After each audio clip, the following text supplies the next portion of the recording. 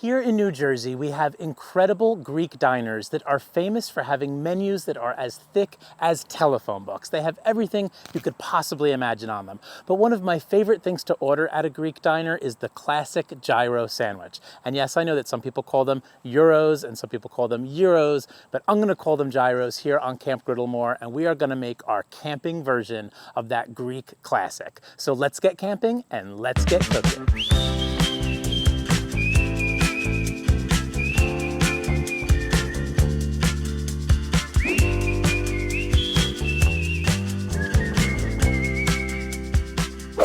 We are mooch docking for the weekend on our friend's property, and we just finished setting up camp and we are hungry. So let's get our veggies prepped and start our cook. First, let's start by giving our tomato a quick rinse, and then we're gonna cut it into very thin slices for our gyro sandwiches. After that, we'll slice up our red onion, which I really love on my gyro. If you don't love it on your gyro, then don't use it. And then I'm gonna use up some shredded lettuce that I brought from home, that we had at home.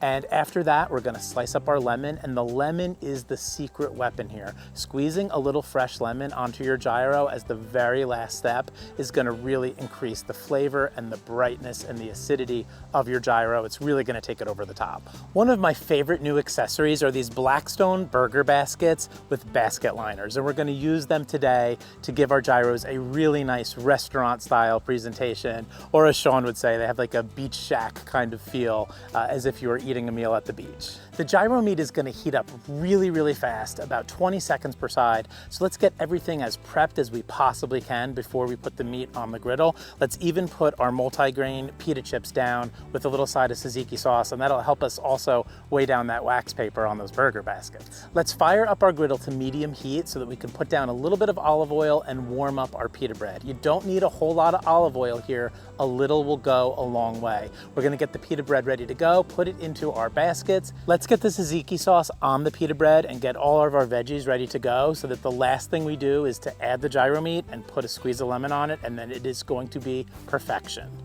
The pre-cooked gyro meat is gonna be really tender and it's gonna break apart really easily. So when you pull it apart, do it very slowly and very carefully. You have to remember to flip that gyro meat pretty quickly. It's gonna heat up really fast, 20 to 30 seconds per side, and these Blackstone camping griddles get really hot really fast. So I'm on medium heat right now, and this is cooking up really quickly.